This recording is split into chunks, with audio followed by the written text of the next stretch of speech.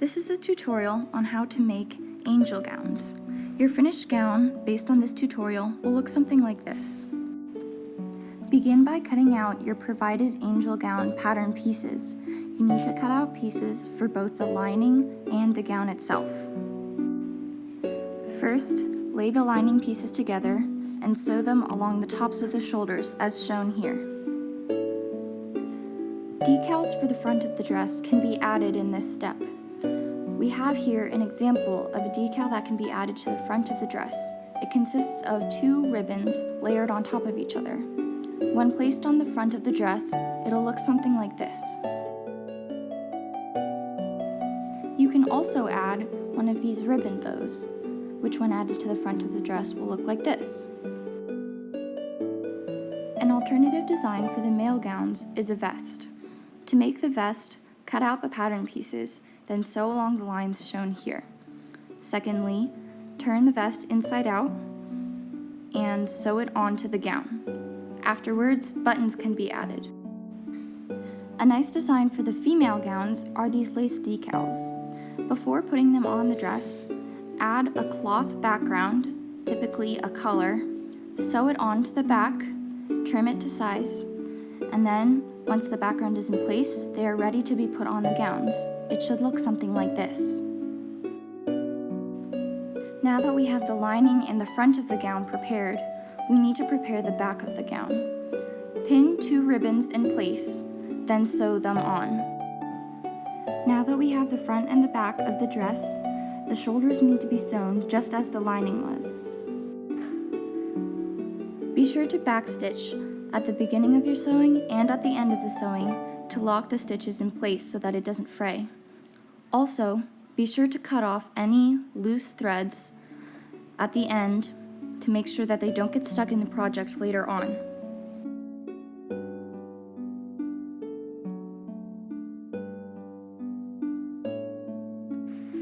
Use an iron to press down the shoulder seams. Be sure to use an extra cloth to protect the satin, otherwise it might melt under the heat of the iron.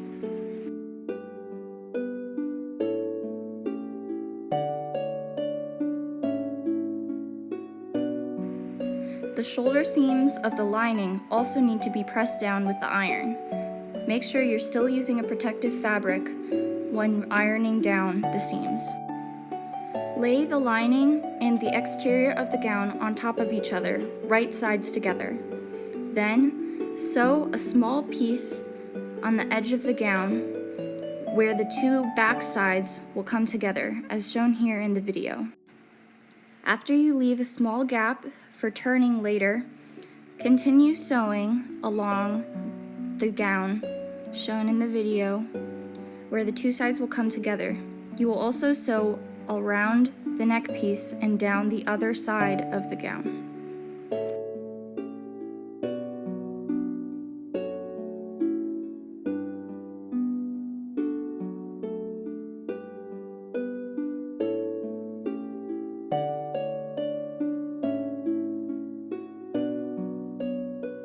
To keep the fabric from scrunching up when you're sewing, pull the back piece and the front piece, which will keep the fabric straight.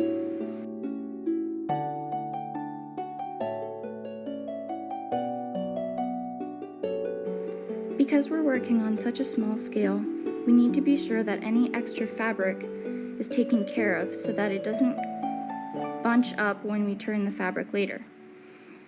Cut along the neckline, as shown here, and also cut away any large corners. The cuts along the neckline should be perpendicular to the line we sewed earlier. Now we're going to pin the front and the lining of the dress again in preparation for the next step. Pin the 2 pieces together at the shoulders.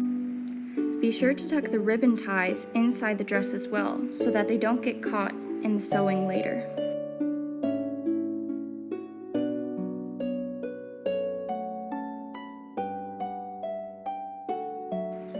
Now sew the ends of the sleeves together. Later, this will serve as a hem.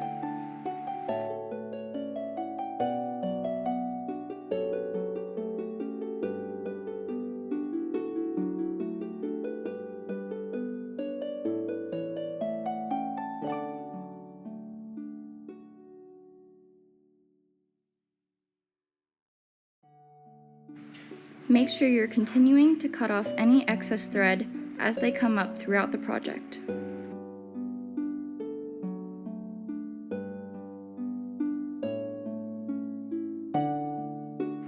This next part tends to be very difficult, so please pay close attention. We're going to turn the lining and the outside so that they are right sides out. Pinch the two places as shown here and tuck the back through the opening we've just made. You should have an opening through the sleeve as shown here. If you need to, pause this video, go back, and watch it again. Now we have two pieces of lining facing each other. Where you see here in the video, pin these two pieces of lining together.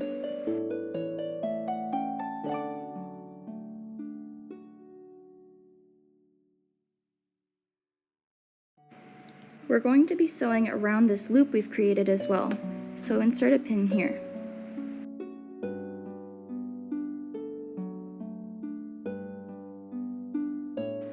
Put a pin on the shoulder seam to make sure it stays lined up. Next, sew up the side that we've just pinned and around the loop as well. Remember, if you need to, you can watch any part of this video again by going back and pressing play.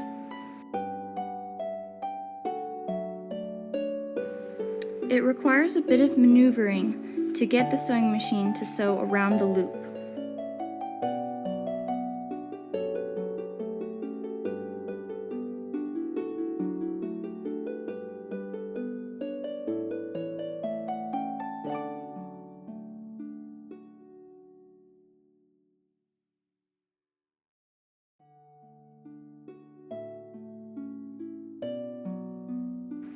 Once you've finished sewing the lining side, you can also put two exterior sides together and pin them before continuing to sew down.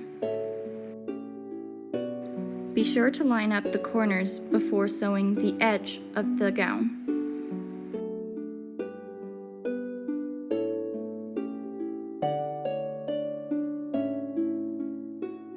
Like always, trim excess threads.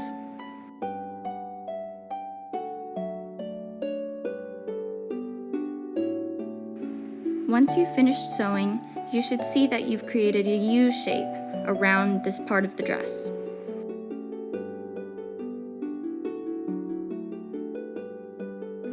Repeat the pinch and tuck process for the other side of the dress. Similarly to before, the exterior parts of the dress are together, so we're going to pin them down the side and, just like before, sew up and around the loop. Once we've gone around the loop, we're going to pin the lining side. This is essentially the same, but instead of beginning with the lining and ending with the exterior, we're beginning with the exterior and ending with the lining.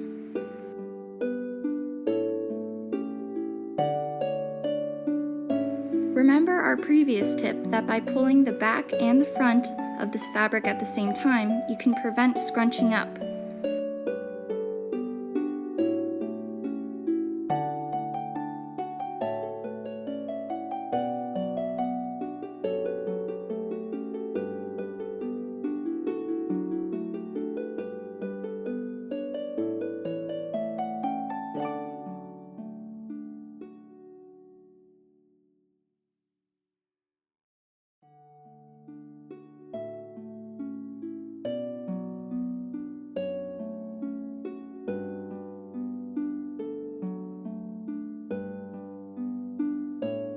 Here you can see that once we've gone around the loop, we're going to pin the side that we haven't pinned yet.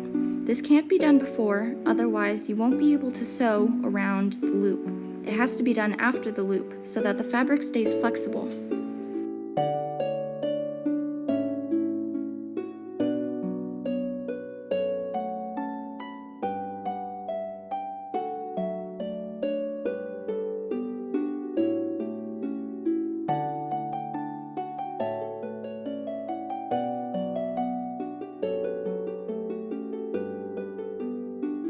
Like before, we have to prepare the fabric for turning. So cut small slits in the armpit. Cut on both sides. For the exterior, it helps to cut additional slits because the fabric is a bit denser.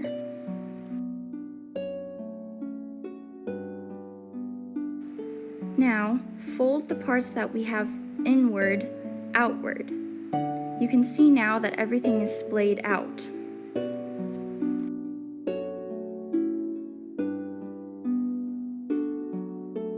Pin the bottom of the dress. This will serve as a hem later. Make sure that the seams from before are lined up exactly. This is very important for when we turn it right side out again.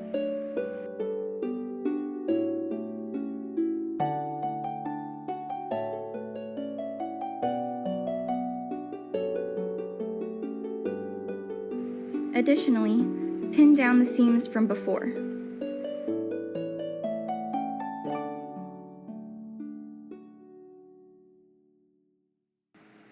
Now, sew along the entire edge.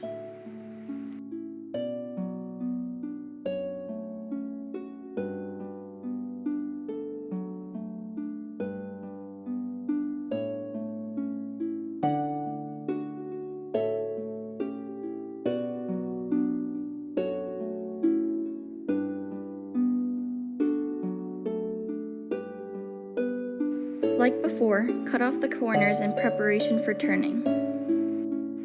Now, using the slit we made before when we didn't sew the entire side, you can turn the entire gown right side out.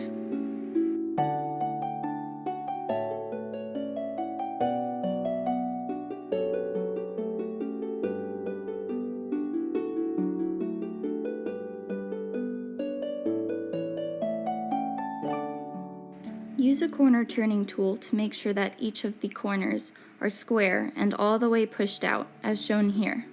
If you don't have a formal tool, the edge of a pen or a pencil may work, as long as you're sure not to get any marks on the dress.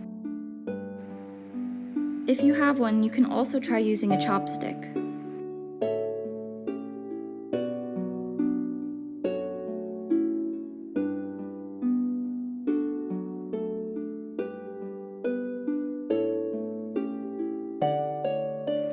Here we're pulling out the sleeve by pushing the interior through the exterior to make our little tube.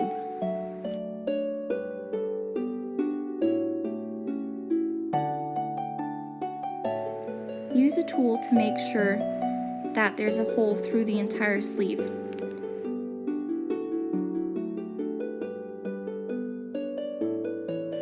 Repeat for the other sleeve.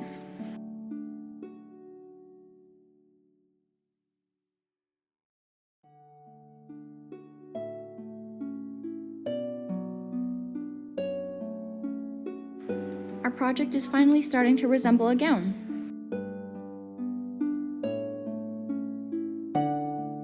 Right now, the gown is a bit puffy and needs to be pressed. Use pins to pin the gown to the ironing board. Be careful when removing the pins because the iron makes them very hot. Repeat this process for each side of the gown.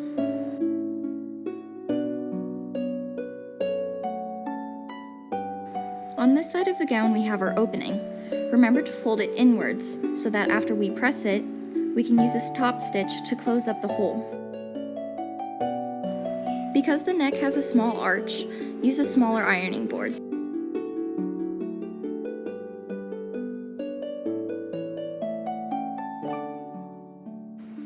Lastly, press the sides of the dress so that the back is folded and the dress isn't splayed out like it was before.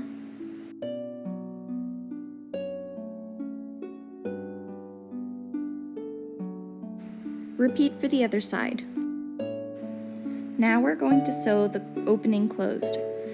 Pin the fabric in place that we pressed inwards before, then sew down the side.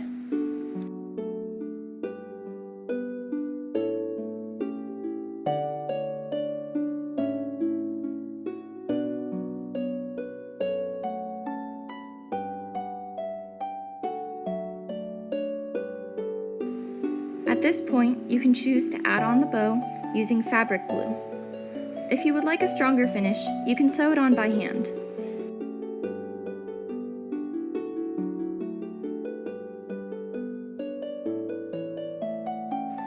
And with that, your angel gown is finished. If you need to, go back in the video and re-watch any parts. Film taken and edited by Cassandra and Miranda Sanidad. Check description for links to patterns.